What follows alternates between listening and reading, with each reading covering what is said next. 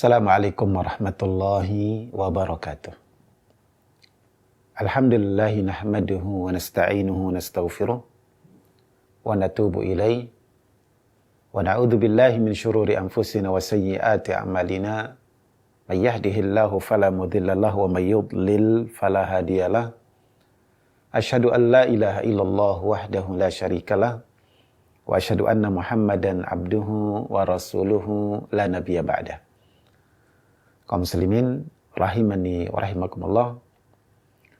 Kita lanjutkan kembali pembahasan kita dari kitab At-Tauhidul Muyassar yang disusun oleh Syekh Abdullah bin Ahmad Al-Huwail hafizahullahu wa ra'ah wa rahimahu. Pembahasan kita kali ini adalah tentang asyirku ta'rifuhu wa aqsamuhu. Definisi kesyirikan dan macam-macamnya. Setelah mengetahui tauhid, definisinya dan macam-macamnya, setelah kita mengetahui makna masing-masing dari syahadat la ilaha illallah dan syahadat Muhammad Rasulullah, maka sangat tepat jika kita kemudian mengkaji, mempelajari, mengetahui apa itu kesyirikan dan macam-macamnya. Ikhwan fillah rahimakumullah, ketika kita mengetahui kesyirikan dan macam-macamnya, maka di situ kita akan lebih mudah, lebih gampang untuk mengenali tauhid dan merealisasikannya. Ya. Syekh mengatakan ta'rifu syirki lughatan huwa bima'na al-isyraki wal muqaranah. Syirik ditinjau dari makna secara bahasa, maka syirik artinya al-isyrak wal muqaranah, menyekutukan, menggabungkan, menggandengkan, mengikutsertakan. Adapun secara syariat, secara istilah, kesyirikan adalah taswiyatu ghairillah billahi fima huwa min khasaisillah. Kesyirikan adalah kita menyetarakan selain Allah dengan Allah. Menyamakan selain Allah dengan Allah. Bima huwa min khasaisillah. Pada perkara-perkara yang merupakan kekhususan Allah. Pada perkara-perkara yang itu merupakan kekhususan Allah Azza wa Jalla. Allah Azza wa Jalla memiliki kekhususan di dalam rububiyah. Menciptakan, memiliki, dan mengatur alam semesta ini. Allah memiliki kekhususan uluhiyah. Bahwa ibadah seluruhnya milik Allah. Hak Allah. Dan Allah pun juga memiliki kekhususan di dalam nama-nama dan sifat-sifatnya. Ikhwani fiddin rahimakumullah. Maka kesyirikan adalah kita menyamakan selain Allah dengan Allah di dalam kekhususan-kekhususan tersebut. Dalam hal rububiyah, meyakini ada pencipta selain Allah, meyakini ada yang mengatur alam semesta ini bersama Allah, maka ini ada kesyirikan. Begitu juga kita menyamakan Allah dengan selain Allah di dalam ibadah. Kita berdoa kepada Allah dan kepada selain Allah. Na'udzubillahi min dzalik. Ada orang yang beristighatsah, memohon perlindungan kepada jin dan kepada Allah. Ada orang yang minta rezeki, meminta kesembuhan kepada wali dan kepada Allah, maka ini adalah bentuk kesyirikan. Karena doa dengan segala macamnya adalah hak murni Allah Azza wa Jalla. Begitu juga nama-nama Allah Azza wa Jalla. Allah, di antara nama Allah yang tidak boleh disematkan kecuali untuk Allah. Ketika diberikan kepada selain Allah, ya, seperti orang-orang musyrikin yang menamakan Tuhannya dengan Tuhan Allah, muannas dari kata Allah, atau mereka yang orang-orang musyrikin yang menamakan Tuhannya dengan Al-Uzza, ya, Allah memiliki nama Al-Aziz, kemudian mereka menamakan Tuhan mereka dengan Al-Uzza. Ini adalah bentuk kesyirikan.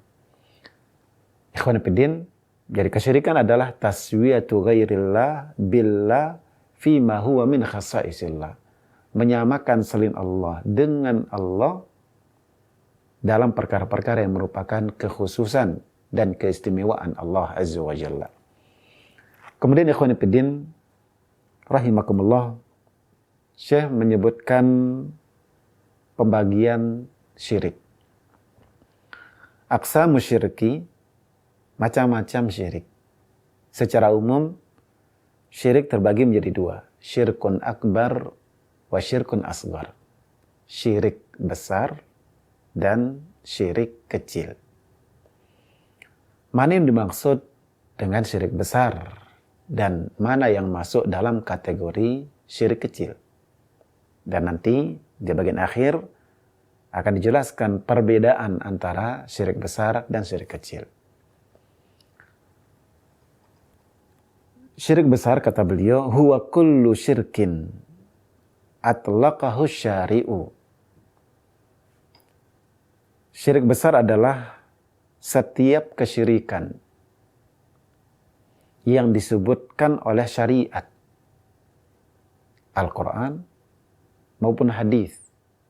Al-Quran menyebutnya sebagai kesyirikan, atau hadis menyebutnya sebagai kesyirikan. Wa kana mutadamminan li khurujil insani an dinih. Dan hal tersebut berkonsekuensi keluarnya seseorang dari agamanya. Maka setiap perbuatan, setiap ucapan, dan setiap keyakinan yang disebut oleh syariat sebagai kesyirikan, dan dia berkonsekuensi keluarnya seseorang dari agama, adalah syirik besar. Ya. Ikhwan fillah rahimani wa rahimakumullah. Sedangkan yang kedua, syirik kecil. Apa definisi syirik kecil? Huwa kullu amalin qawliyin au fi'liyin. Setiap perbuatan, ya, setiap amalan, baik yang berupa perkataan ataupun perbuatan. Setiap amalan yang berupa perkataan maupun perbuatan, thabata syar'an itlaqus misyirki awil kufri alaih. Terbukti secara syariat, ia disebut dengan nama kesyirikan atau kekafiran. Wa ulima min dalalati syirki, dan diketahui berdasarkan petunjuk syariat, ada mukhuruji sahibihi minad din. Pelakunya tidak keluar dari agama. Ada amalan, perkataan maupun perbuatan oleh syariat disebut sebagai kesyirikan, disebut sebagai kekafiran. Namun berdasarkan petunjuk syariat, dalil syariat, kita mengetahui amalan tersebut tidak mengeluarkan pelakunya dari agama. Maka itu disebut dengan syirik kecil. Misalnya ikhwan fillah rahimakumullah, riya pamer, ya, melakukan sholat, pamer, ya, diperbaiki sholatnya, dibaguskan sholatnya, supaya dipuji orang. Karena ada yang lihat, kemudian agar mendapatkan pujian, sanjungan, dia perbaiki, baguskan sholatnya. Ini namanya riya. Riya, ikhwan fiddin, di dalam syariat disebut dengan, di dalam hadis dikatakan sebagai syirik. Bahkan langsung dinyatakan sebagai syirik kecil. Nabi kita alaihi salatu wasallam bersabda, akhwafu ma akhafu alaikum asyirkul asgar. Yang paling kukhawatirkan pada kalian adalah syirik kecil. Para sahabat mengatakan, apa syirik kecil itu? Qala riya. Nabi menjawab, riya. Maka riya adalah syirik. Berdasarkan nas Nabi alaihi salatu wasallam, tapi juga beliau mengatakan bahwa jenis syiriknya adalah syirik kecil. Kemudian misalkan ikhwan fiddin rahimani yakumullah, Nabi bersabda, man halafa bi ghairillahi faqad kafara au asyrak. Siapa yang bersumpah dengan selain nama Allah, maka dia telah melakukan kekafiran atau kesyirikan. Nas syariat menyatakan bersumpah dengan selain nama Allah adalah perbuatan kufur, perbuatan syirik. Tapi ikhwan fiddin, berdasarkan dalil-dalil yang ada, menunjukkan bahwa bersumpah dengan selain nama Allah hukumnya adalah syirik kecil karena tidak mengeluarkan pelakunya dari agama. Ya. Bahwa orang yang bersumpah dengan selain nama Allah tidak dikeluarkan dari agama. Kemudian misalkan Nabi kita alaihi wasallam juga bersabda, at-tiyaratu syirkun. Tiarah, meyakini kesialan, menyatakan sial, meyakini sial berdasarkan karena melihat burung terbang ke kanan atau melihat burung jenis tertentu atau yang lainnya. Ya, oh ini berarti buruk. Ini akan tidak baik. Ini disebut dengan tiarah. Dan Nabi menyatakan bahwa itu adalah syirik. Nah, perbuatan ini ikhwan fiddin rahimakumullah, perbuatan ini berdasarkan nas, berdasarkan syariat dinyatakan sebagai kesyirikan. Tetapi petunjuk syariat, dalil-dalil syariat menunjukkan bahwa perbuatan tersebut pelakunya tidak keluar dari agama. Maka jenis syiriknya adalah syirkun asghar. Ikhwan fiddin rahimakumullah, syirik yang pelakunya keluar dari agama adalah kesyirikan yang dia melabrak langsung pondasi agama, pilar agama usuluddin. Ya. Misalkan orang yang berdoa, meminta kepada jin, meminta kepada isi kubur, ya. Syariat menyatakan bahwa doa adalah ibadah. Doa adalah ibadah, bahkan doa adalah inti dari ibadah. Ketika berdoa kepada Allah, maka ini langsung melabrak pondasi agama, dasar agama, usul agama. Maka itu adalah syirkun akbar. Ikhwan fillah rahimani Allah. Jadi syirik akbar atau syirik besar adalah perbuatan dosa yang dinyatakan oleh agama sebagai perbuatan syirik, sebagai dosa syirik, dan dosa tersebut berkonsekuensi keluar dari agama, maka itu disebut dengan syirik besar. Adapun amalan, entah itu perbuatan ataupun perkataan yang dinyatakan sebagai kesyirikan oleh syariat, tetapi petunjuk syariat, dalil syariat menunjukkan bahwa pelakunya tidak keluar dari agama, maka kesyirikan tersebut disebut dengan syirkun asghar atau syirik kecil. Ya. Lalu ikhwan fillah rahimakumullah, apa perbedaan antara syirik besar dan syirik kecil? Kedua-duanya tentunya adalah dosa besar. Harus ditinggalkan, harus dijauhkan, dan semua kita harus waspada, hati-hati, walaupun itu syirik kecil. Ya, karena syirik kecil adalah rantai jembatan tangga menuju syirik besar. Ma'asyar muslimin rahimakumullah. Qala Syekh, al-farqu baina syirkil akbari wal asghar. Perbedaan antara syirik besar dan syirik kecil. Syirik besar pertama yukhriju minal millah, mengeluarkan dari agama. Syirik besar adalah dosa yang mengeluarkan dari agama karena dia langsung melabrak bertabrakan ya dengan apa yang menjadi pilar agama, apa yang menjadi usul pokok agama. Ya. Kebalikannya syirik kecil tidak mengeluarkan dari agama. Lakinnahu ala khatarin azim, tapi dia ada pada bahaya besar. Ya. Bahkan sebagian ulama menyatakan bahwa termasuk syirik kecil adalah dosa yang tidak diampuni kecuali dan bertaubat kepada Allah Subhanahu wa taala.